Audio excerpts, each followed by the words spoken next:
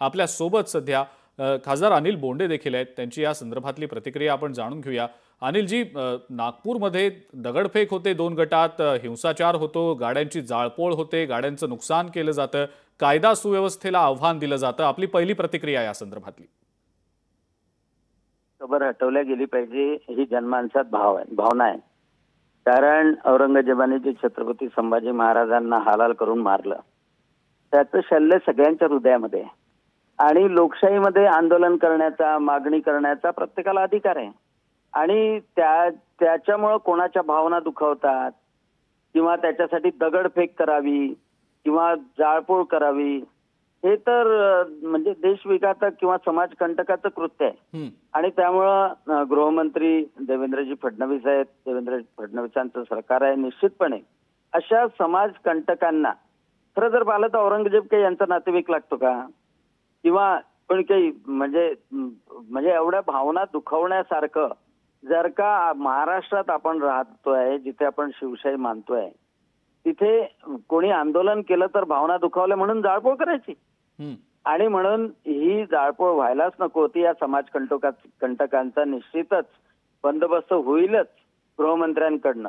परंतु माझी सर्वांनाही विनंती आहे की निश्चितपणे या समाजकंटकांवर कारवाई झाली पाहिजे आणि दुसऱ्या ठिकाणी सुद्धा या अशा प्रकारच्या लोकांवर बंदोबस्त करण्यात आला पाहिजे। सर्वांनी शांतता सुद्धा राखली पाहिजे। अनिलजी, काही वेळापूर्वी आम्ही विरोधकांपैकी काही पक्षातल्या प्रवक्त्यांच्या किंवा नेत्यांच्या प्रतिक्रिया जाणून घेतल्या। त्यांचं असं म्हणणं आहे की जाणून बुजून हे सगळे प्रकार केले जात आहेत। आपल्याला सुद्धा असं वाटतं जाणून बुजून हे होतंय?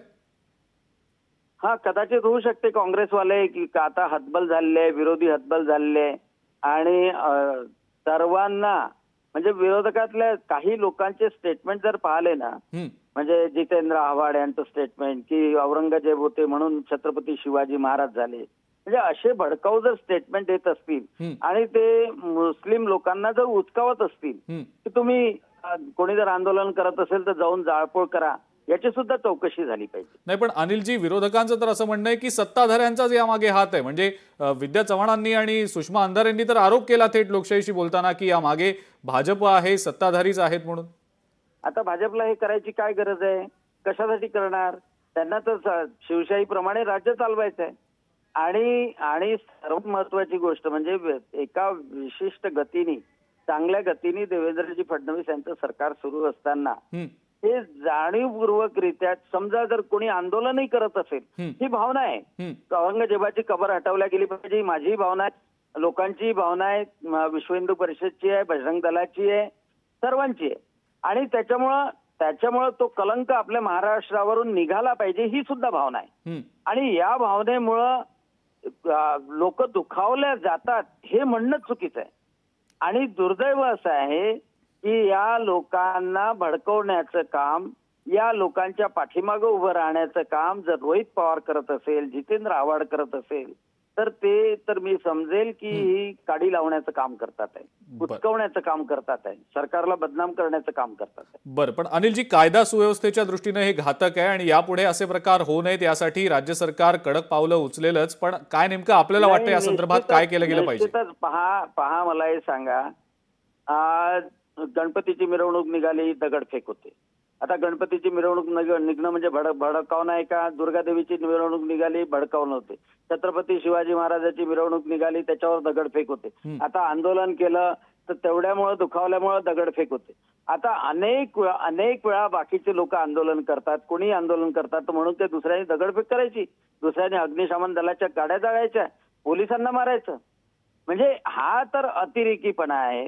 हा तर विशेषतः समाजकंटक लोकांकडून केल्या जातं, प्लॅन केल्या जातं, म्हणजे पूर्ण त्यांची तयारी असते आणि म्हणून कोम्बिंग ऑपरेशन करून यांचा बंदोबस्त केलाच पाहिजे। म्हणजे आपण असं म्हणताय अनिलजी, हे पूर्वनियोजित होतं असं आपल्याला म्हणायचंय? नाही, ते तयारीतच असतात त्या बाबतीत। कारण की अवैध धंदे करणारे बरेचसे लोक असतात। आता या सरकारमध्ये गोवंश हत्याबंदी आहे, गुटख्यावर, रेतीवर नियंत्रण सुरू आहे आणि त्याच्यामुळे अवैध धंदेवाले सध्याच्या परिस्थितीत दुखावले गेलेले आहे। आणि त्यामुळं या सगळ्या गोष्टी ज्या समाजामध्ये जास्त मोठ्या प्रमाणात आहे ते अशी संधीच पाहतात आणि ताबडतोब रिॲक्ट होतात। ताबडतोब त्या जाळपोळीमध्ये रूपांतर करतात. त्याला किती वेळ लागला त्यांना जाळपोळीमध्ये रूपांतर करायला? काहीच वेळ नाही. आणि 1-2 तासामध्ये संघटित होतात आणि रूपांतर करतात. म्हणून यांचा संघटित गुन्हेगारीमध्ये अंतर्भाव केला पाहिजे, यांच्यावर बंदोबस्तही केला पाहिजे. अनिलजी, होईलच तो. हा, जाता जाता शेवटचं आवाहन आपण नागपूरकरांना नेमकं काय कराल? नाही, नागपूर हे खरं म्हणजे शांततेचं शहर आहे आणि असं अनेक एक तर क्वचितच असं अशी घटना घडते, पण ही नागपूरमध्ये कोणी करून घेतली हे सुद्धा शोधणं अतिशय आवश्यक आहे. आणि मला माहित आहे, माझा विश्वास आहे की देवेंद्रजी फडणवीस गृहमंत्री आहे, पूर्ण गृह खातं या तळात जाईल, म्हणजे शेवटच्या टोकापर्यंत जाईल. आणि जे हे संघटित गुन्हेगारी करतात, म्हणजे पूर्ण आग लावणं, दगडफेक करणं, पोलिसांवर हमला करणं, ही संघटित गुन्हेगारी आहे. त्याचा निश्चितपणे बंदोबस्त होईल एवढं माझा विश्वास आहे.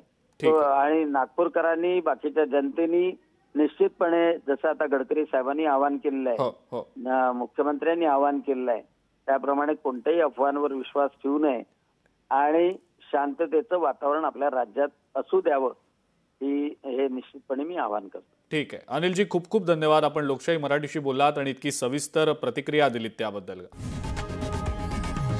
लोकशाही मराठी ऐका, पहा, जागरूक रहा.